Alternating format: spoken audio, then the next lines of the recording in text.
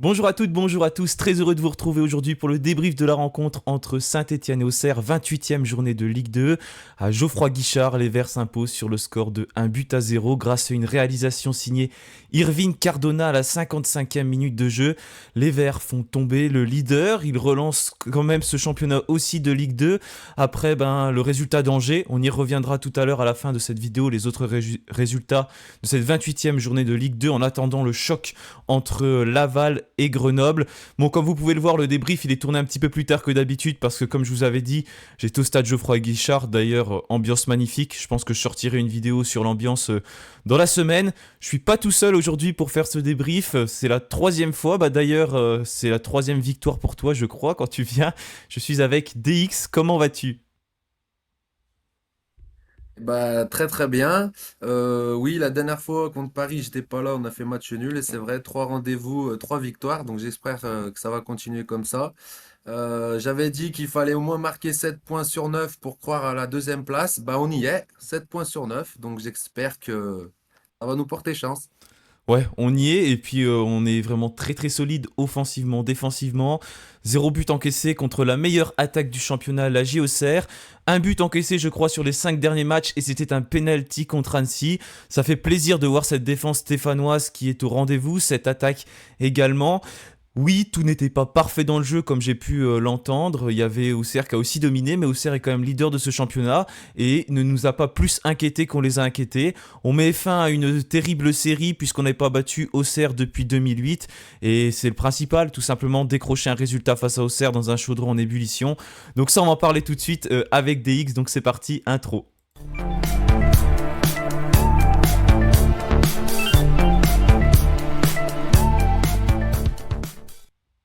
Voilà, comme je l'ai écrit, c'est la victoire de tout un groupe. Elle allait chercher au collectif, je trouve, cette victoire parce qu'on a vu des Stéphanois qui étaient ensemble, qui avaient envie de jouer ensemble.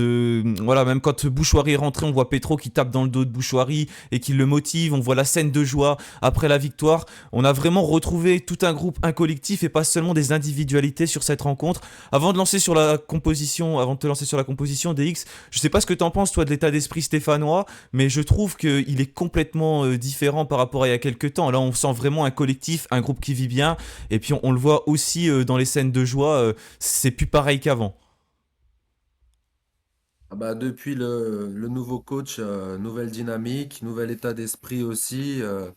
On a arrêté on va dire la spirale de la loose. Donc là, on est vraiment dans quelque chose de prolifique au niveau ambiance avec les supporters. Ça nous permet d'être quand même compliqué à jouer à domicile. Le dernier match contre Paris, franchement, la pluie, c'était catastrophique. Donc là, c'était quand même compliqué de juger les Verts sur leurs prestations. Mais là, sur les 5-6 derniers matchs, oui, l'ambiance, elle est vraiment revenue au beau fixe à Saint-Étienne et ça fait très plaisir. Ouais, ça fait très plaisir. Là, on sent vraiment tout un groupe qui est ensemble, les supporters, tout le monde est là. Et rendez-vous compte, hier, plus de 36 000 supporters dans le chaudron et les deux copes qui étaient vraiment chauds, hein. J'étais plus près du cop nord où j'étais, mais j'entendais aussi hyper bien le cop sud. Il y avait vraiment une très très belle ambiance à Geoffroy Guichard. Et je pense que ça a vraiment poussé les joueurs. Et tout le monde a fait un match même s'il y a eu des erreurs, hein, des déchets, mais en tout cas, tout le monde a fait un match où on voyait qu'ils se battaient, qu'ils avaient envie de faire les choses. Et ça change par rapport à une certaine époque. Justement, en parlant de ces joueurs-là, on va revenir sur la composition. Donc un système un peu comme d'habitude en 4-1-4-1 aligné par Olivier Dalloglio avec bien évidemment Gauthier Larsonneur dans les buts. Bon, Gauthier Larsonneur, match encore extraordinaire, j'ai envie de dire. Juste après le but stéphanois, c'est là qu'on a le plus subi. Il sort deux trois belles parades. Il y a eu des erreurs un peu défensives stéphanois à ce moment-là, mais Gauthier Larsonneur, c'est vraiment le mur stéphanois. Il n'encaisse plus de buts et un gardien rassurant comme ça permet aussi à une équipe de monter en puissance. On parlait de Ruffier il y a quelques années qui était incroyable dans les buts stéphanois. Bon là c'est Gauthier Larsonneur, on est en Ligue 2 c'est vrai, mais il sort quand même des arrêts de grande classe. Et aujourd'hui quand tu as un gardien qui est déterminant comme ça permet de ramener les 3 points. Tu penses que toi Gauthier Larsonneur il a vraiment compté, on peut s'en remettre à lui pour ces 3 points hier parce qu'il a aussi été élu homme du match et je pense que là pour le coup Beansport ou je sais pas qui c'est qui est élu homme du match ne se sont pas trompés là-dessus. Alors, il mérite d'être homme du match sans problème. Je pense aussi qu'ils avaient aucune idée de mettre quelqu'un d'autre homme du match parce que, vu la physionomie du match, il n'y a personne qui a tiré son épingle du jeu, sauf Gauthier Larsonneur sur les 15 minutes au Serroirs où ils sont un peu réveillés en deuxième mi-temps. Il avait le brassard, il me semble. Oui. Il était toujours là encore pour haranguer sa défense. Il fait les arrêts qui nous font gagner les 3 points. Il n'y a pas photo, hein, on en a parlé la semaine dernière, la semaine d'avant. C'est le facteur X. Et un bon gardien, ben, ça fait gagner beaucoup de points. Ouais, un bon gardien, ça fait gagner beaucoup de points. Et puis il a aussi, au-delà de Césaré, il a aussi essayé de relancer très très rapidement, essayant de trouver sur les côtés Cafaro ou encore Cardona, Apia en début de match, surtout parce qu'Apia est sorti, on va en reparler aussi. Mais en tout cas, il essayait de jouer rapidement. Et il y avait une donnée qui n'était pas facile, c'était le vent hier, surtout en première mi-temps. Il y avait beaucoup beaucoup de vent à Geoffroy Guichard, ça s'est un petit peu calmé ensuite en seconde. Mais ça, c'était aussi une donnée à prendre en compte sur ce match et elle a plutôt été très bien négociée. On aurait pu se prendre quasiment un contre son camp si en début de match, c'est Sissoko je crois, justement à cause du vent, l'Arseneur est bien intervenu, mais c'était vraiment une donnée à prendre en compte. Justement en défense côté stéphanois, on avait une défense centrale, c'est là où on pouvait se poser des questions, est-ce que Briançon Batubinsika, Briançon Nadé, Nadé Batubinsika, finalement le coach stéphanois a opté pour Michael Nadé, Dylan Batubinsika et on peut dire que ça a plutôt très très bien fonctionné puisque cette charnière centrale n'a pas du tout été n'a pas vraiment été mise en danger en tout cas. Ils ont été assez intéressants, même si je crois que les deux joueurs stéphanois ont pris un carton jaune. J'ai pas revu les images, mais apparemment ils auraient pu aussi prendre carton rouge. Et en tout cas, très très rassurante. Apparemment, Anthony Briançon, Olivier Dalloglio a décidé de le préserver, de ne pas le mettre tout de suite. Il en a parlé avec lui. Mais quand tu vois le match de ces deux-là, est-ce que tu as envie de changer? On revient encore à cette question, mais franchement, j'ai l'impression que peu importe la charnière centrale qu'on met, bah, les deux joueurs ils sont tout le temps très bons. Donc on peut aussi peut-être changer parfois, mais là c'est contre Auxerre, meilleure attaque du championnat, Nadé Batubinsika ça tient la route. Qu'est-ce que tu en as pensé toi de ces deux-là? Et si tu peux aussi donner ton avis, parce que comme tu as vu le match à la télé sur les cartons jaunes, qui auraient pu peut-être être orangés, voire rouges. En fait, ce que je trouve très intéressant, c'est qu'ils sont très complémentaires. Et ils arrivent bien à se passer les rôles. Et je suis pas sûr qu'il y ait une grande différence à chaque fois qu'on change de centrale. Après, on gagne les premiers du championnat. Nadé fait ses matchs. Bato Binsinka est très fort. Bah, pour moi, faut pas changer, hein. Je pense que même Briançon, il doit le dire. Il doit dire, vous inquiétez pas, s'il y a un coup de mou de l'un, je vais rentrer. Enfin voilà, faut vraiment voir le processus de cette charnière centrale à 3 et pas à 2. Il faut voir ça comme une chance et pas comme une galère à gérer. Et puis pour le reste de la défense, je sais pas si on en parlera après, mais on voit quand même que dès qu'il y a une blessure. Sur les latéraux, bah, ça devient tout de suite un peu juste. Un Petro, bon, il a fait son match défensivement, mais c'est pas non plus incroyable. Et puis Masson, je l'ai trouvé un peu fébrile. Il a failli nous faire une sacrée boulette en deuxième mi-temps. Mais bon, on peut pas trop lui reprocher parce qu'il fait quand même une bonne saison. Ouais, je suis d'accord avec toi, je voulais venir sur ces latéraux également. Et on en parlait hein, quand il y en a un qui se blesse, comme par exemple Apia, touché au niveau de l'ischio-jambier, il va falloir surveiller ça. C'est ce qu'Olivier Dalloglio a indiqué en conférence de presse. Parce que quelle défense on va aligner pour le prochain match? Ça va sans doute être la même qu'on a alignée ensuite. Mais Denis Apia touché au niveau de l'ischio qui est sorti vers la 30e minute de jeu, il me semble. Et c'est vrai, Denis Sapia, j'ai trouvé en plus assez fébrile hein, dans les relances, un peu comme à son habitude, malheureusement. C'est un peu compliqué pour lui cette saison. Et Masson, je voulais en parler également, parce qu'à la fois, il a fait un match, j'ai trouvé assez intéressant. Tout à l'heure, je parlais des joueurs qui avaient de l'envie, qui allaient de l'avant, etc. Mais une ou deux fois même je crois il a failli nous coûter très cher et il pourrait quasiment passer dans les entre guillemets flops de la rencontre si jamais ben, son erreur ou c'est l'Arseneur qui l'arrête et ben elle aurait été dans les buts et oui parce que là il fait une sacrée passe très très bizarre et d'ailleurs c'est pas la première fois qu'il fait des passes un petit peu comme ça un peu dangereuses dans la latéralité du terrain mais c'est vrai qu'il faut se méfier de ces choses là après Petro son entrée en jeu elle était très très difficile. Le début vraiment compliqué, il tape le ballon du pied droit, il met le pied gauche à côté, puis après forcément je le surveillais un peu dans son attitude, je voyais qu'il était énervé par rapport à ce qu'il avait fait, et puis après ben voilà, il savait plus trop quel choix faire, il essayait de jouer simple, mais en deuxième mi-temps il est bien revenu, il a fait une deuxième mi-temps plutôt bonne, et du coup ça a basculé parce que là je vous affiche la composition de départ, mais après c'est Masson qui est passé côté droit, et Léo Petro qui est passé du côté gauche, et on a même eu une très bonne rentrée, j'ai bien aimé aussi l'entrée de Mahmoud Benteg en fin de match, qui a été très très intéressant et qui d'ailleurs aurait pu faire une passe décisive. T'en penses quoi toi du coup de la défense? Est-ce que tu laisserais Petro à gauche, Masson à droite pour le prochain match? Après tu vas me dire on n'a pas vraiment le choix à moins qu'on titularise Mahmoud Benteg. Pour la, pour la question du côté gauche, déjà Bentaïg sur son profil, pour moi c'est soit défense à 5 soit il joue ailier gauche, hein. Parce que défensivement pour l'instant c'est un peu faible. Donc si j'ai pas le choix, je laisserai Petro défensivement, il est plus sûr, on va dire. Juste pour revenir sur les centraux, j'ai pensé à quelque chose. On prend beaucoup de cartons jaunes, on fait beaucoup de fautes quand même, notamment hier. Donc ça va, l'arbitre, il a oublié des cartons de notre côté. Mais peut-être qu'aussi au niveau des suspensions, on sera bien content d'avoir plusieurs défenseurs centraux de bon niveau. Mais pour la composition, la prochaine, je laisserai Petro pour lui redonner sa chance, parce qu'il a quand même fait des belles choses aussi en début de saison. Il n'était pas non Oui. plus catastrophique. Et puis, je pense que Bentaïg, il a fait une excellente rentrée au niveau de l'investissement, mais au niveau tactique, je pense qu'il est encore un peu en dessous. Et puis Petro, voilà, sur le long terme, il mérite peut-être de commencer le prochain match si on n'a pas d'autre option. Oui, c'est vrai, il mérite de commencer peut-être le prochain match. Et comme tu l'as dit, il avait fait un bon début de saison. Il est sorti un peu comme ça du 11 de départ. Bon, c'était très très payant. On le voit avec Masson qui fait des bons matchs notamment. Et concernant Benteke, c'est vrai, il est rentré en fin de match. Je regarde là, c'est 80e minute. Il a remplacé Mouefek. À ce moment-là, Auxerre se devait d'attaquer pour essayer d'égaliser. Et forcément, il avait beaucoup beaucoup d'espace. Et c'est pour ça qu'on l'a aussi beaucoup vu. Mais je suis assez d'accord avec toi. Petro, il faut lui laisser sa chance. Et Masson va certainement être redécalé ensuite côté droit. Donc prochain match, c'est samedi prochain 19h contre Bastia. Et ensuite, on aura contre Valenciennes et Concarneau à Geoffroy Guichard. Ce sera les 90 ans du club fêtés par les Green Angels, les indépendantistes stéphanois. Et voilà. Donc au milieu de terrain, Ayman Mouefek, Thomas Monconduit et Dylan Chambaud. Pareil, on pouvait se poser quelques questions au milieu de terrain, notamment entre Thomas Monconduit, entre Florent Tardieu, Benjamin Bouchoirie. Il y a pas mal de choix. Ce milieu de terrain-là, il a été assez performant. J'ai bien aimé Mouefek, hyper percutant, très, très intéressant. Et puis j'aime bien Chambaud aussi. Il y a une superbe entente entre Ayman Mouefek, Dylan Chambaud et Mathieu Cafaro. Plusieurs fois dans ce match-là, on a vu ces trois joueurs-là combinés.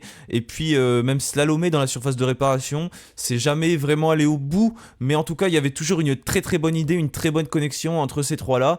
Après, je sais pas ton avis concernant Thomas Monconduit, mais j'ai vraiment eu du mal, en tout cas vu du stade. Encore une fois, j'ai vu le match du stade, moi je l'ai pas revu en replay, donc j'ai pas forcément la même vision du stade, parce que je suis comme un gamin dans le stade avec l'ambiance et tout, donc j'ai tendance parfois à décrocher un petit peu. Mais j'ai trouvé qu'on a beaucoup moins vu Thomas Monconduit, qu'on a pu le voir notamment sur certains matchs précédemment. Mais c'est surtout au milieu la connexion entre Chambaud, Mouefek et Cafaro que j'ai retenu. Je sais pas ce que tu as retenu toi de ce milieu de terrain là, mais c'est vraiment ce qui m'a marqué vu du stade.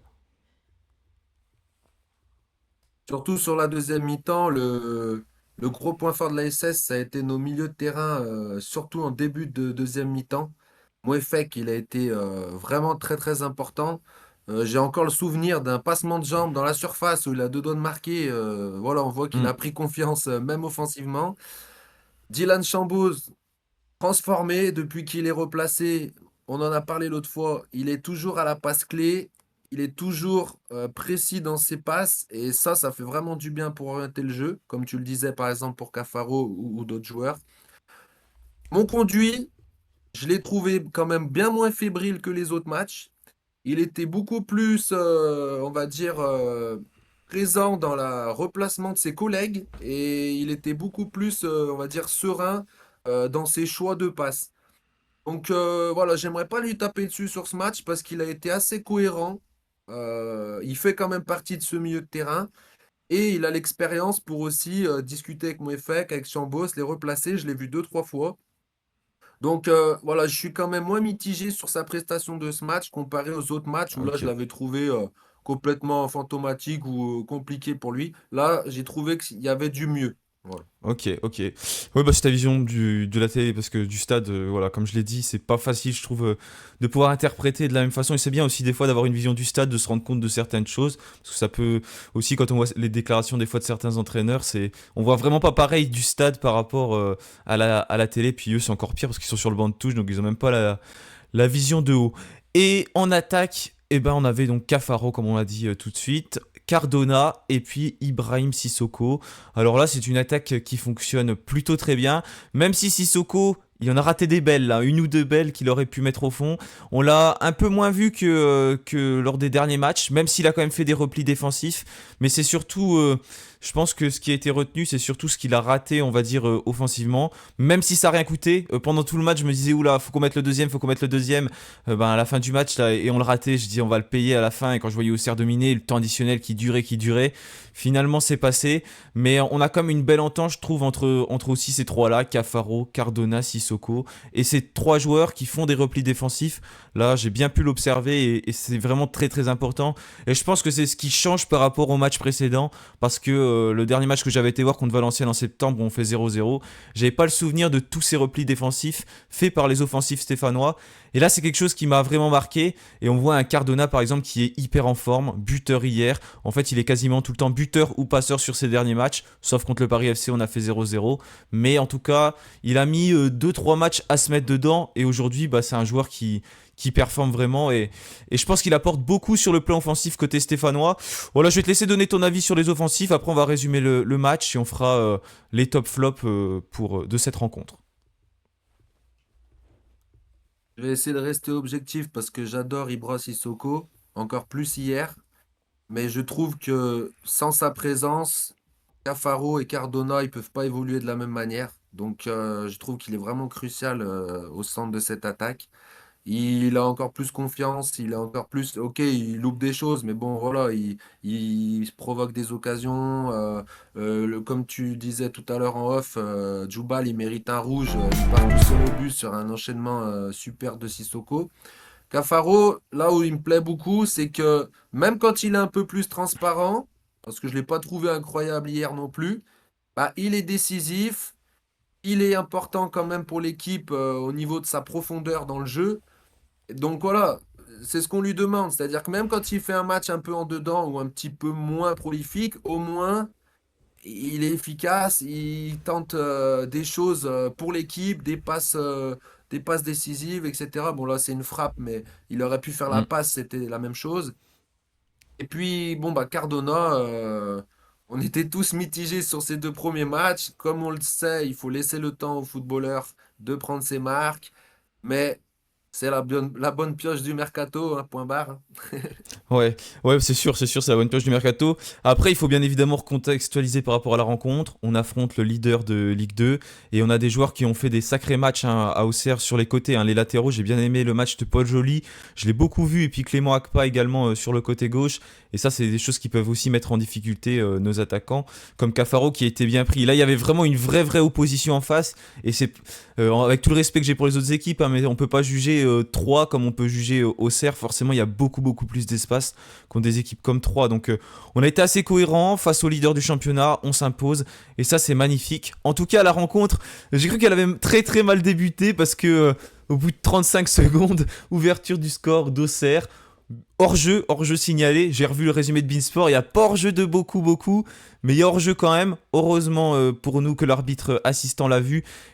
Le score en reste donc à 0-0. C'est Auxerre globalement qui entame quand même un peu mieux cette rencontre. Après, petit à petit, avec l'ambiance du chaudron, avec le fait de rentrer dans le match, je pense qu'on se met bien dedans. Et on commence à avoir pas mal d'occasions.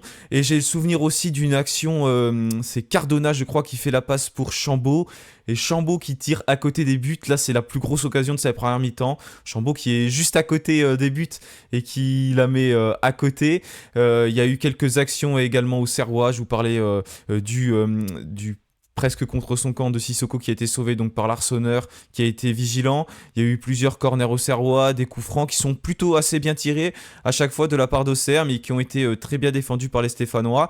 Bon, on restait un petit peu tous sur notre faim après cette première mi-temps, mais on rentre au vestiaire avec 0-0. C'est un score qui est assez logique. L'arbitrage a beaucoup fait parler durant cette première mi-temps, on peut y revenir quand même. Et là, pour le coup, c'était plus du côté auxerrois, et là, je comprenais un peu la frustration des Auxerrois.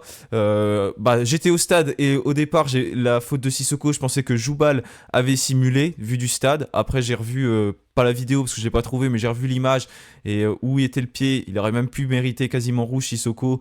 Il a même pas de jaune à ce moment-là, mais globalement l'arbitrage a été assez faible hier. Ça n'a pas été un très très bon arbitrage. Et puis après, en tout cas, il y a eu d'autres situations. Les Auxerrois qui ont réclamé un pénalty à un moment donné, mais je pense que pour le coup, il n'y avait rien. Et on a aussi nos défenseurs qui ont pris carton jaune, comme Batou Mitsika et Michael Nadé. Comme tu as vu le match à la télé, pour en revenir à l'arbitrage, qu'est-ce que tu as eu comme vision pour parler juste de la première mi-temps pour l'instant, on reviendra sur la deuxième. Mais là, pour le coup, les Auxerrois ont peut-être été un petit peu délaissés par l'arbitrage, si on est honnête à ce moment-là. C'est là où le débat de la VAR, même moi personnellement, je ne sais pas si je suis pour la VAR ou contre la VAR. Hier, j'étais contre la VAR parce que ça nous a bien arrangé qu'il n'y ait pas la VAR, sinon on prenait au moins un rouge. Mais j'ai envie de te dire que sur la deuxième mi-temps, pareil, hein, Djoubal, il doit prendre un rouge quand Ouais. Sissoko part tout seul au but. Bon, c'est une faute dans le jeu. Sissoko, c'est une faute dangereuse. Je sais que Nadé, il mérite peut-être deux jaunes dans le match, donc aussi potentiellement un rouge. Donc, c'est sûr que les Auxerrois peuvent l'avoir mauvaise, mais je suis voilà, mitigé parce qu'au final, les deux équipes auraient pu prendre un rouge. Ça nous a bien arrangé, j'ai envie de te dire, pour Ouais. une fois. Donc, tant mieux pour nous. Mais c'est là où le débat de la VAR est compliqué. Même moi, je ne sais pas si je suis pour ou contre, quoi. Ouais, Donc, c'est c'est assez compliqué. L'arbitre, hier, il n'a pas été aidé par ses assistants et il a fait pas mal d'erreurs, en effet. Ouais, pas mal d'erreurs de Monsieur Tual, je crois, hier à l'arbitrage. Ça n'a pas été un très très bon arbitrage. Et oui, c'est vrai, en deuxième mi-temps, là, j'étais pour le coup vraiment placé devant. Et c'est vrai que Joubal mérite largement un carton rouge également quand Sissoko part face au but. Pas parce que c'est une faute dangereuse, mais parce que c'était le dernier défenseur. Et justement, pour revenir à cette seconde mi-temps, là, pour le coup, on l'a vraiment bien entamé, tambour battant. On a l'impression que les Auxerrois étaient un petit peu restés au vestiaire à ce moment-là, comme ça pouvait nous arriver quelquefois. Et les 10-15 premières minutes de cette seconde mi-temps, très très bien entamées par les Stéphanois, qui ont de multiples occasions, avec une tête de Sissoko sur un centre, je sais plus si c'est Cardona ou Cafaro qui est capté directement par Donovan Léon, le portier auxerrois. On va avoir le but, bien évidemment, qui est inscrit par Irving Cardona et qui va un peu conclure ça. On part très vite sur le côté gauche. Déjà, il y a un superbe service de Dylan Chambaud qui trouve Mathieu Cafaro dans la profondeur. Et Cafaro qui fait ensuite un centre-tir, on va dire. Donovan Léon qui rejette ce ballon. Et puis Cardona, comme un numéro 9, renard des surfaces, qui est là pour pousser le ballon au fond des filets. Et du coup, ça fait 1-0 pour Saint-Etienne à ce moment-là. Le COP Nord, le stade, le COP Sud, tout le stade explose et on croit vraiment, vraiment pouvoir maîtriser ces Auxerrois.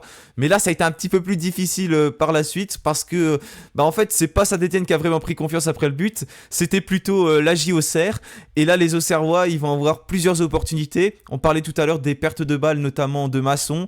Et il y en a une grosse perte de balles. Et à un moment, ça doit être Hein qui tire, Gauthier Larsonneur qui l'arrête. Il y a 2-3 parades de Larsonneur qui suivent, en tout cas, dans les 10 minutes après le but. Mais Saint-Etienne tient. Et on commence à reprendre petit à petit confiance, à avoir des occasions en fin de match, jusqu'à autant additionnel environ. On se souvient notamment de ce face-à-face manqué par Ibrahim Sissoko face à Donovan Léon. À ce moment-là, quand j'ai vu Sissoko courir, je pensais tout de suite au face-à-face que Denis Bouanga avait également manqué lors du match de barrage. J'ai vraiment eu cette image-là en tête. Je voyais Denis Bouanga courir. Et malheureusement, là, c'est passé à côté des buts. Et voilà, on a plusieurs petites occasions comme ça. Je me dis, même grosses occasions, je me dis, il faut qu'on conclue, qu'on mette le deuxième parce que sinon, Auxerre va finir par égaliser. C'est la meilleure attaque du championnat. Ils ont des occasions. Ça va finir par arriver. Mais finalement, Auxerre a un peu de mal, malgré les 5 minutes de temps additionnel qui ont plutôt été, je pense, 6 ou 7. Et un peu, voilà, des fautes litigieuses aussi. Il a quand même sifflé pour les Auxerrois. Mais Saint-Etienne a tenu et puis Saint-Etienne s'impose donc contre Auxerre 1-0 et met fin à une grosse série des Auxerrois. Il me semble environ 12 matchs sans défaite parce que la dernière, ils avaient commencé une série en s'imposant contre nous au match aller sur le score de 5-2. Je pense que tu as souffert également toi sur cette seconde mi-temps. Je sais pas comment tu regardais le match sur ton canapé, je suppose tu devais être un peu stressé en voyant les Auxerrois qui multipliaient les occasions à la fin et puis surtout les face-à-face que l'on a manqué. Alors, si quelqu'un me dit que Saint-Étienne ne mérite pas de gagner, pour moi, il est totalement dans le faux. Parce que sur la seconde mi-temps, jusqu'au but de Saint-Étienne, on les a écrasés sur leur surface. On a récupéré peut-être 6 ou 7 ballons très très haut. Ils ne voyaient pas le jour, les Auxerrois. Moi, si je suis supporter Auxerrois, je suis déçu de mon équipe jusqu'à ce but. Derrière, ils ont donc, on va dire, remonté leur manche et essayé d'aller marquer cette égalisation. Ils sont tombés sur un Gauthier Larsonneur des grands soirs, donc tant pis pour eux. Et puis, sur la fin de match, avant le temps additionnel, tu parles du face-à-face avec Sissoko, mais il y a aussi une autre occasion où il y a un défenseur au Serrois, il a deux droits de contrer la balle sous sa barre sur une Ah belle oui, occasion, c'est effectivement, lui c'est qui vrai. tire. C'est vrai. Donc on gagne 2-0, c'est pas volé non plus, hein. Je les ai trouvés au-dessus de nous après le but dans l'investissement et ils ont eu quelques occasions chaudes. Mais ça n'a pas été non plus. Enfin, ils n'ont pas autant dominé que nous sur la première partie de la deuxième mi-temps, j'ai trouvé. Et puis alors sur le temps additionnel, bah, c'est bien simple. Vu mon âge avancé, maintenant le stress prend le dessus et parfois je me lève, je vais chercher un café parce que les 4-5 dernières minutes sont compliquées devant ma télé. Donc j'ai trouvé que la fin était très saccadée. Bien sûr, ils nous ont laissé un petit coup franc de la dernière chance à la fin sur une faute de Bentaïg. Je me suis dit, ça y est, ça va être le Ouais. 1-1. Enfin bon, voilà. Mais au final, pas du tout. Donc, et puis on l'a vu aussi à la fin du coup de sifflet final. Enfin, les supporters, mais surtout les joueurs et le staff, ils ont exulté de Ouais. joie, ils ont sauté sur le terrain. Ça montre la dynamique que tu expliquais au niveau de l'ambiance de cette équipe et de la conviction qu'ils sont persuadés qu'ils peuvent le faire. Et ça, c'est très bien. Ouais, ouais, cette image à la fin, elle est frappante là, qui a été publiée sur les réseaux sociaux de Saint-Etienne. Et je te rassure, on était tous hyper stressés au stade là. Tout le monde dans la tribune Henri Point à côté de moi, on s'était tous levés. Puis on était tous un peu agacés par le temps additionnel qui durait. C'était assez drôle à voir maintenant avec du recul. Mais sur le moment, on était vraiment tous très très stressés. Et j'attendais qu'une chose, que l'arbitre siffle la fin du match. Mais en tout cas, victoire stéphanoise, ça c'est le plus important. On va faire rapidement un tour des top flops et on va parler des autres rencontres de cette 28e journée de Ligue 2. Si tu veux sortir quelques joueurs, on en a quand même globalement parlé, donc voilà, rapidement redire des noms qui t'ont marqué, des joueurs qui t'ont marqué, et puis si tu as un flop, commence déjà par les tops. Le top 1, c'est l'Arseneur. Il n'y a pas photo, hein. Le top 2, bon, je vais pas être très original, mais j'ai envie de mettre Emen Mouefek. Hmm. Et je pense que je vais pas mettre d'autres tops. Parce que pour moi, l'attaque, les trois se valent sur ce match. Le milieu de terrain, Chambos a fait son match. Donc je mettrai juste l'Arseneur et Mouefek. Mais surtout l'Arseneur dans Hmm. les tops. Ok. Et en flop, allez, on va dire Denis Sapia, mais j'ai même pas envie de le mettre parce que le pauvre il s'est blessé. Et Ouais. puis moi je trouve que Abouchouari il a fait une bonne rentrée, mais c'est pas son jeu qui est un flop, c'est le fait qu'on le voit plus, qu'il rentre un peu comme ça, qu'il fait le nombre, qu'il essaie de garder la balle. Mais c'est un petit peu un flop parce que je pensais qu'il arriverait à revenir un peu plus vite dans cette équipe pour jouer, quoi. Ouais, c'est vrai, on n'en a pas trop parlé des entrées en jeu parce qu'on est déjà à 28 minutes de vidéo, mais là pour le coup, je crois qu'il a fait ses 5 changements, il me semble, d'Aloglio. Oui, parce que Denis Sapia est sorti à la 30e minute, malheureusement blessé à l'ischio. On a Tardieu qui est entré à la 73e. aime beaucoup également. Ils ont remplacé Cafaro et Monconduit. Et Cardona qui a été remplacé par Bouchouari et Benteg à la 80e. Mais globalement, j'ai bien aimé pour le coup les entrées en jeu. Si j'ai envie de mettre un top J'aime plus. beaucoup, on peut le mettre peut-être en flop, hein, parce que je l'ai trouvé perdre pas mal de ballons. Mais Oui, c'est peut-être l'entrée en jeu qui m'a le plus déçu parmi ces joueurs-là. Mais en tout cas, je me souviens surtout de Bouchouari. J'ai beaucoup aimé pour le coup son entrée en jeu. On l'a beaucoup vu. Il a essayé de jouer beaucoup plus simple que d'habitude. Là, j'ai vraiment vu et en tout cas, superbe entrée. De mon côté, j'ai trouvé, vu du stade, l'entrée de Bouchouari. Et globalement, les entrées en jeu ont été quand même assez satisfaisantes. Petro a mis du temps à se mettre, mais la seconde mi-temps a été plutôt intéressante. Cardona, qui n'avait pas 90 minutes dans les jambes, est sorti et il a été donc bien remplacé. Et Benteke qui a fait aussi une très belle entrée, même Tardieu qui a bien stabilisé ce milieu de terrain. De mon côté, je vais donner quand même mes tops aussi. Larsonneur forcément dans les buts parce que Larsonneur il fait un match phénoménal, extraordinaire. Ce qu'il a à faire, il le fait correctement quoi. Il fait largement son boulot.